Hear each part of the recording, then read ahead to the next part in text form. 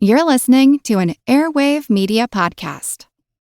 Get cash for clothes at Plato's Closet in North Charleston and West Ashley. It's so easy. Recycle, earn cash, repeat. We pay cash on the spot for your trendy, gently used clothing, shoes, and accessories. At Plato's Closet, we buy all seasons, all day, every day. It's time to clean out your closet and cash in. Bring in your denim, graphic tees, athletic wear, shoes, handbags, and more. Sell your styles to Plato's Closet for cash. Then, do it again. Plato's Closet, located in West Ashley on Sam Rittenberg Boulevard and North Charleston on Rivers Avenue.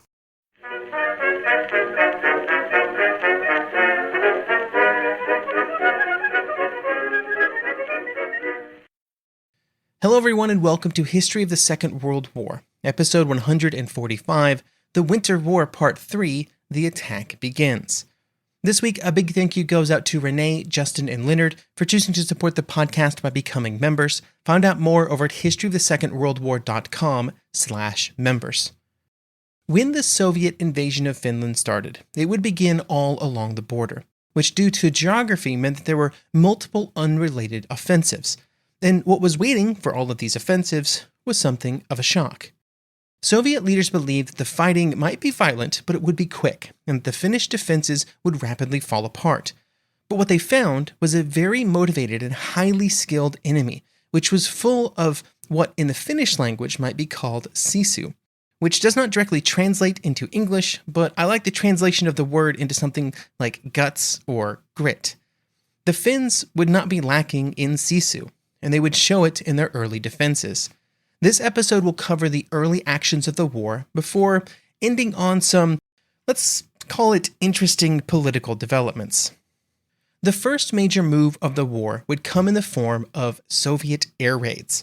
At just before 9:30 a.m. on the last day of November, the first bombing raid would arrive over Helsinki. The first wave of Soviet bombers were not over the city to drop a bunch of bombs, though, but instead to drop propaganda leaflets. The contents of these leaflets were not always the same from leaflet to leaflet, but here is an example of one of them. Quote, "To the Finnish people, the dastardly provocation of the military clique in Finland has aroused anger in our country and in the Red Army. Our patience is utterly exhausted.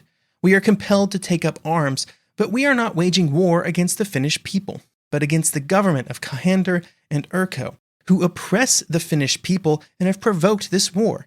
We come to Finland not as conquerors, but as liberators of the Finnish people from the oppression of the capitalists and the landlords. Therefore, let us not fight each other, but end the war and turn our weapons against our common enemies, and against the government of Kahander, Urko, Tanner, Mannerheim, and others." End quote. Clearly, with those words, the leaflets were designed to appeal to the groups in Finland that were not loyal and weren't huge fans of the government, a group that the Soviet leaders believed was large enough to make a difference in the war. It wouldn't be. About an hour later, the next wave of bombers arrived, and the 9 SB-2 medium bombers of this wave were carrying more explosive cargo. They would target the Helsinki railway station, which was located in the middle of Helsinki, and they would not hit it. And the railway stations are not small targets, but they somehow still did not hit it. And instead, they dropped most of their bombs on the large public square near the station, which would result in 40 civilian deaths. The bombers then spread out around the city and dropped some incendiary bombs almost at random, with the goal of starting fires, which they were able to do. Then the city's firefighters would have to spend a good amount of time over the rest of the day putting out the resulting fires. Then another raid would arrive at 2:30 p.m., this time with 15 bombers that would just drop their bomb loads kind of just around the city, wherever they were, resulting in 50 more civilian casualties. This would be the final bombing raid over the city on the first day, with a one-day total of about 200 people being killed in Helsinki. At the border, the first Soviet attacks would take place north of Lake Ladoga. In this area, Mannerheim and the Finnish military had to make assumptions about Soviet intentions. There were not enough Finnish soldiers to defend the entire length of the border regions, but they would also probably not need to, because it seemed likely that the Red Army would heavily focus its efforts to the south of Lake Ladoga. But it did seem likely that the Red Army would attack directly north of the lake in an effort to outflank the Mannerheim line. If you remember our conversation last episode, this is exactly what the Soviets planned to do. This type of attack posed a serious risk for the Finns because the geography in this region was not as impassable as it was further north, and there were also a limited number of Finnish troops available north of the lake. The biggest area of threat were the two major roads that ran from the border to interior Finland, and it would be on these roads that the Finnish defense would be focused. Instead of focusing too much of their efforts near the border, though, the plan that was developed by the Finns was to allow the Soviets to advance along these roads until they reached a series of prepared defenses. Then, once they reached those defenses, the Finnish army would launch some counterattacks moving from the north to the south against the Soviet right flank. If everything went well, this would cut off the forward Soviet troops and quickly create a supply crisis for their forward elements. This was good, in theory. But the Soviets only partially did what was expected of them. They did launch an attack north of Lake Ladoga, but they brought far more men than expected, with 5 full divisions, when the Finns were only expecting them to bring 3. They also sent 2 divisions even further north, which was a serious problem because the Finns had not placed any large elements in that area, as they had expected nothing more than maybe some reconnaissance patrols. This meant that instead of preparing for a flank attack on the advancing Soviets, the Finns had to instead move greater strength further north, and part of that strength were the troops that were going to be used in that counterattack. It was a worrying opening for the long-term abilities of the Finnish army to defend against the Soviet attack in this area north of Lake Ladoga. Further to the north, in the vast distances of northern Finland, the Red Army would send 8 divisions, which were supported by armor and artillery. This was far more than the Finns were planning for and would be a serious problem, which would force them to shift some reserves further north. In the far north, the 104th Division of the Red Army would attack Petsamo from both the land and the sea, easily overpowering the small unit of Finnish defenders. Then, working our way from north to south, there were various Russian divisions moving towards a variety of Finnish population centers, like Rovaniemi, Suomussalmi, Kumo, and Lieksa. In each of these cases, a division of men, although with a wide range of total manpower from 6,500 to 17,000, would move towards their objectives of these villages, towns, and cities. In terms of numbers, these troops would heavily outnumber the Finnish defenders, but they would be moving through unfamiliar and very dangerous territory. They would have some distance to move as well, with many of the objectives quite a long distance from the border, especially when you consider that movement would be slow along the underdeveloped roads, especially when you're talking about moving 17,000 men and all of their equipment and supplies on these roads. In the Gulf of Finland, there would be some early raids on some of the disputed islands, the ones that the Soviets had hoped they would just be able to get handed over to them through negotiations. The naval landing parties on these islands would encounter no resistance. There were no Finnish troops there because that just would have been a suicide mission.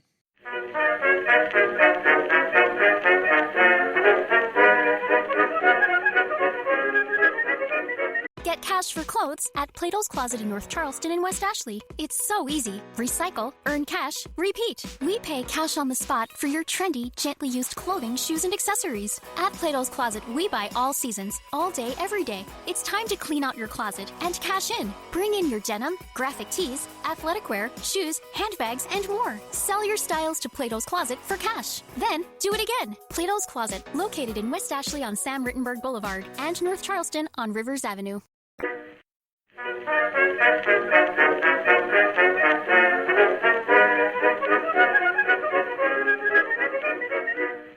While fighting was occurring in the north, on the Karelian Isthmus, the Red Army was also advancing.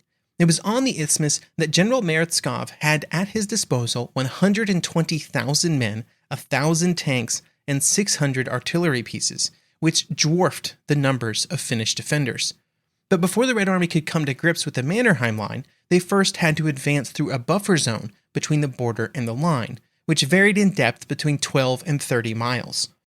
While there were no major fixed defenses in this zone, it was still considered an important part of the overall defense of the isthmus, with the goal being to slow the Soviet advance to give additional preparation time. To this end, there were about 21,000 men organized into Finnish covering groups, with the goal of launching some nighttime counterattacks against the forward Red Army units. These counterattacks would cause some casualties, but almost more importantly, they would sow confusion. After their counterattacks, the Finns would then retreat, destroying bridges and railroad tracks in the process. They would also set up some booby traps, with the most important feature of these traps being to slow the advance because of the fear of the traps. It was often more impactful than the traps themselves. Here is William Trotter from A Frozen Hell, The Russo-Finnish War, 1939 to 1940, describing one of the ways that this was impactful on the Soviet advance. Quote, "Under the newly frozen lakes, mines were strung on pull ropes, only partly filled with explosives so that they would retain buoyancy for several days. The charges were not designed to blow up the tanks, but rather to shatter the ice beneath them. When word got around about this tactic, the Russian tank drivers began to avoid the lakes altogether, which is precisely what the Finns wanted, since it was much easier to ambush the vehicles in the countryside than out on the lakes, where their guns could sweep the terrain all around." End quote. Forcing tanks or men to stick to the roads was also impactful because even under the best of circumstances, there were going to be Soviet traffic jams. There were just too many men and too many vehicles that needed to move down too few roads, a problem that would plague many armies over the next 6 years of the Second World War. These massive traffic jams resulted in multiple days of delay, especially for the artillery, which were often further back in line. It also just generally slowed the advance, and over the course of the Soviet advance through the buffer zone, a rhythm would develop, whereby the Soviets would very slowly and cautiously advance during the day, clearing out Finnish resistance as they went. Then, before night fell, they would retreat a few kilometers to set up their defenses. During the night, the Finns would move forward to reoccupy as much ground as possible, then the next day the cycle would repeat. There was no way that the Finnish screening troops could ever stop the Soviet advance. There were just too many men, too many tanks, too much artillery. But the fear among the Soviet soldiers of being ambushed in an exposed position slowed the overall advance to a crawl. During this slow advance to the Mannerheim line, the Finns would also begin to come to grips with one of their greatest challenges during the war: what to do about Soviet tanks. The Finnish forces had very few and often no modern anti-tank guns, and so they had to get inventive and creative about how to deal with Soviet tanks. This started with simply getting used to them being present on the battlefield. In the first days of the Soviet attacks, the Finnish forces were often shocked and justifiably very frightened by the Soviet armor. But even just a few days after the start of the war on December 4th, many units were beginning to find ways to counter the threat. There were two major ways that would be developed to disable Soviet tanks, destroying their ability to move and then just burning them out. The first method was the simplest: get close enough to the tank to jam something in its tracks and wheels to disable them. It was as simple as a log or a crowbar. This would result in dislodging the treads from their running wheels and therefore immobilizing the tank. Another very powerful anti-tank tool was the Molotov cocktail, which for the Finns involved using a mixture of gasoline, kerosene, tar, and chloride of potassium. These weapons were able to disable tanks, but they were also very deadly to use, mostly due to how close a soldier had to be to the tank to use them, and this resulted in very heavy casualty rates among anti-tank squads, upwards of 75%. But there were always volunteers, and during the fighting retreat to the Mannerheim line, they would disable about 80 tanks. Now, most of the fighting within the buffer zone would be over by December 6th. By that time, all of the forces in the zone had been pushed back to the Mannerheim line and had been incorporated into the defense. They were also able to bring their experience and knowledge back to the other defenders, and their stories of success and the methods that they used to achieve that success, all of which were invaluable for the fighting that was to come. After the Red Army troops had pushed through the buffer zone, they would make their first major effort against the Mannerheim line on its northern end. This was not the most likely area to attack, which was against Suma in the south, but Meretskov hoped that by attacking first in the north, he could force the Finns to move reinforcements north, which would make them more vulnerable to Soviet attacks in the south a few days later. Mannerheim and the Finnish leaders did expect a Soviet attack in the south, but when the fighting started on the northern end of the line, they were determined not to fall into the Soviet trap of moving troops away from the pivotal areas around Suma. Fortunately for the Finnish defenders, in the area where the Red Army was about to attack, the defenders had the advantage, both when it came to elevation and the type of ground, with the defenders having at least some solid ground to build defenses on, because most of the land in the northern sectors of the Mannerheim line had a water table that was very close to the surface, which meant that deep trenches and fortifications were simply not going to happen. The geography of this region, though, meant that it was impossible to build the kind of defenses that would be seen around Suma, and for the majority of the front around the Soviet target of Taipale, the Finnish 10th Division, which would be defending this sector for the entire war, was mostly defending with some shallow trenches with some strong points here and there, nothing like the big bunkers that you see in the south. The Soviet attack on December 6th would be prefaced by an artillery barrage which would last 4 hours, after which the Soviet troops would surge forward. One of the units taking part was the 19th Rifle Regiment, which had to attack across the Taipale River to get to their objective. Here is Sergeant Major Chekhov with a first-hand account of this attack. Quote, "The assault began. Our men ran into the field towards the river, and Finnish artillery immediately hit them with shrapnel. Everyone was pinned down. I was next to the trench at that moment. We rushed to the river along the trench. We reached the bank and saw the bodies of our dead sappers laying in heaps, and no crossing ready. The bank was steep, so we dived down to the river. There were several rowboats below. Move, fellows, move! We jumped into the boats and rowed like crazy. Although what we could do on the other bank, each of us had 15 rifle rounds and 1 F1 hand grenade.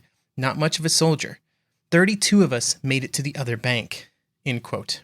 That soldier's experiences were not greatly different than what was experienced along the entire attack, with little real headway made against the Finnish defenses, although fighting would continue over the following days, although these were mostly just skirmishes designed to explore and test the defenders after the failures of the first day, rather than really trying to push them out of their defenses.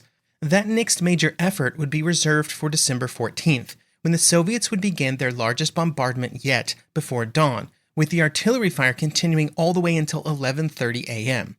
When the firing stopped, the Soviet attack moved forward, this time accompanied by over 50 tanks. As they slowly moved forward, when they reached a pre-planned zone, the Finnish artillery began firing.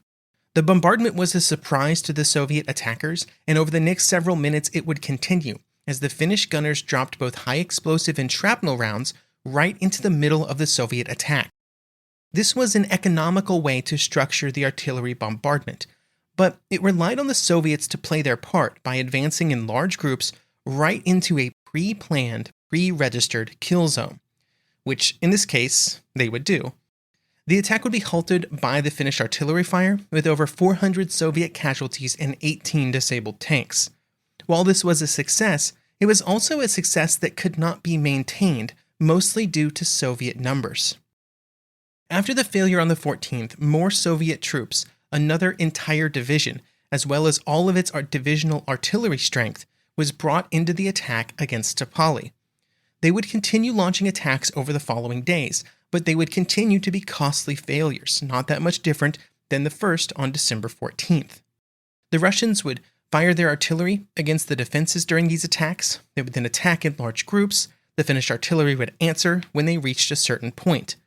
There were attacks that would last under an hour, achieve nothing, and result in 1,000 dead and 20-plus destroyed tanks just in one attack. One soldier of the 150th Rifle Division, Tarasov, would write, quote, "Father, we await death at every moment. 2 times we were under very heavy artillery fire. Many of my comrades were killed or wounded. There were days when 600 and 700 men were killed and wounded. Trucks were evacuating the wounded day and night. But now the artillery has been firing for 16 days, but nothing helps to drive the Finns out of there. Many men were killed here, many wounded also by friendly fire." End quote. While they were doing well to hold back the Soviet attacks, this period was also not a good time for the Finnish soldiers in the Taipale area. One Finnish soldier, Vesteri Lepisto, would later write about this period of the fighting that, quote, "Our groups were made up of 7 or 8 men. The pressure from lack of sleep and rest was so general that the only thought was to get out, do our jobs, and get back as soon as possible. There was always a lack of ammunition. Our hand grenades produced in 7 different countries, were really hazardous. Our lives were at stake every time we used them. Our most aggravating work was getting out there to in 40 below zero, right in front of the enemy lines to set up barbed wire barricades. We had to work without gloves, and we dared not make any noise. Everything was done at night. I was always hungry. We couldn't eat snow because it was contaminated by grenade explosions and would cause painful stomach problems." End quote. But Lepisto and his fellow Finns were able to hold out long enough, even though the odds were increasing against them. One Finnish estimate of the artillery strength in this sector of the front put the number of Soviet artillery batteries at 111 to just 9 Finnish batteries. But as I said, they were able to beat the odds for long enough, at least in this initial effort. Because after the attacks of the second week of December, the Soviet focus shifted down to the southern end of the Mannerheim Line near Suma. The southern areas of the Mannerheim Line were destined to be the point where the Winter War would be won or lost, largely thanks to geography. It was in this area that the Leningrad to Vilpuri railways ran, and it was the one area where there was a corridor that was easily traversed by a large military force. The problem for the Soviets was that this area was less than 20 kilometers in width, which wasn't a lot of space to work with. This had also been the area where the Finns had dedicated most of their resources and effort. It was here that the first defenses of what would come to be called the Mannerheim Line had been constructed in 1919. These defenses were, at least at the start of the fighting, manned by the Finnish 5th Division, who was arrayed in the defenses in front of the village of Suma. The first major Soviet attack towards Suma would begin at 10 a.m. on December 17th, with a 5-hour artillery barrage and bombing sorties by about 200 bomber aircraft. The 2 primary axes of this first attack was directly against Suma, and then along the Alade Road to the north. The main ground troops were 2 armored brigades, along with some additional armor units, and then over 800 tactical support aircraft, along with ground troops to support the tanks. On the Lade Road, the Soviets had prepared large demolition charges to destroy the barbed wire and anti-tank defenses that the Finns had erected, and after these charges were blown, a unit of 50 Soviet tanks launched their attack. The Finnish plan against such attacks was twofold. The first was simply to stick it out as long as possible. The hope was that this would cause the Soviet tanks to become detached from their infantry support, with the infantry stuck fighting the Finnish defenders while the tanks continued forward. Then, once the tanks were isolated, they could be dealt with in various ways, or at least be forced to retreat. The second part of the plan, well, you had to deal with the tanks, which would be hit by the same types of attacks that had been used during the retreat to the buffer zone, either disabling tracks or Molotov cocktails. A new tactic was also used in this area, which involved the use of large anti-tank rocks that had been put in place over the preceding decades. As discussed last episode, these rocks were not actually capable of preventing the movement of Soviet tanks, who had upgraded their suspensions in ways that made it so they could sort of traverse these rocks that had been put in place. But what it did allow was for a brief window when the tanks would climb the rocks, which left them vulnerable and unable to fire forward. In that brief window, Finnish troops would run forward, put anti-tank mines on the exact spots where the tracks were about to fall, sort of when it crested the top of the rocks, and then the Finnish troops would at least try to run away. Just like every other anti-tank tactics, this was very dangerous, but it also did work. In the first series of attacks in and around Suma, 35 tanks would be destroyed, roughly a third of the total number of Soviet tanks that took part in the attack. But this did not in any way mean that tanks were not a serious threat. One Finnish lieutenant would revisit this area of the front after the war and would write, quote, "Black concrete bunkers stood in sparse forests without any communication cables or trenches. They were an intolerable place to be in combat. One had to always be ready to bail out immediately. Despite their high cost, they were hopeless rat holes, and I'm wondering why the enemy did not fry them all. If these bunkers were equipped with anti-tank weapons, one could defend oneself against tanks. In reality, All we could do was sit inside the bunker and wait for a tank to drive up and do what he pleased." End quote. After the first attacks on December 17th, almost every day for the next several days, fresh Soviet efforts would be launched. On December 18th, Lade would be the focus of an attack involving 68 tanks, several of which were destroyed by Finnish artillery well forward of the defensive line, while 15 more were destroyed by the infantry. On the 19th, another Soviet attack in the same area saw the large Papias bunker surrounded and the Finnish defenders forced to defend themselves for 48 hours without any support. After 2 days of fighting with nothing but grenades and rifles, they were relieved by a Finnish counterattack. While they were holding out, to the south in the Suma sector, further attacks continued, although they were met by similarly determined Finnish defenses.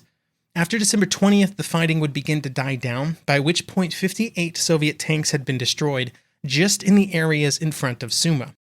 The Red Army had thrown 7 infantry divisions against the Mannerheim line from Tepali and Suma, along with hundreds of tanks, and they had captured very little territory and had completely failed to push the Finns out of their defenses.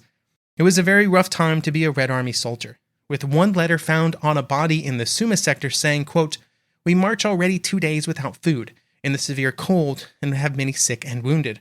Our commanders must have difficulty justifying our being here. We are black like chimney sweeps from dirt and completely tired out. The soldiers are, again, full of lice. Health is bad. Many soldiers have pneumonia. They promise that the combat will be over by Stalin's birthday, the 21st of December, but who will believe it?" While the Red Army was experiencing some challenges in their attacks against the Finnish military, they were also pushing forward with their political plans for Finland.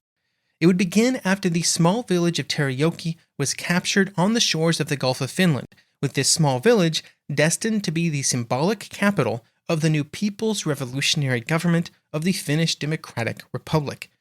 This new republic was declared on December 1st with Otto Vilkuisen at its head, with various government agencies led by members of the Finnish Communist Party.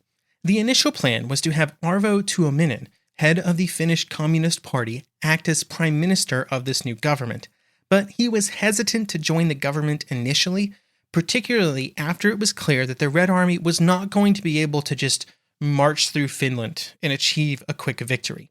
But there were enough Finnish communists who did want to join the government for a cabinet to be created. One of the new government's first acts was to sign a treaty of mutual assistance with the Soviet Union, along with an official government newspaper, which was founded, and an army. This army, the 1st Finnish Corps, was basically just a Red Army unit with some officers who were of Finnish descent, and then some Finnish communist volunteers. And then its ranks were kind of filled out with NKVD units for the most part. The Corps was symbolic only, though, and would not actually participate in any fighting during the Winter War, although it did occupy areas behind the front line. The creation of this government was announced by radio on December 1st, and it would continue to exist for the duration of the Winter War, even though it would not have any future after that occurred. This new government was important, though, because it made very clear what the Soviet Union's plans were. They weren't just attacking Finland to capture a bit of territory and then negotiate a peace. They were invading Finland to completely replace the government and to take over Finland through this puppet government. The stakes were really high, and the fighting would continue for many more weeks.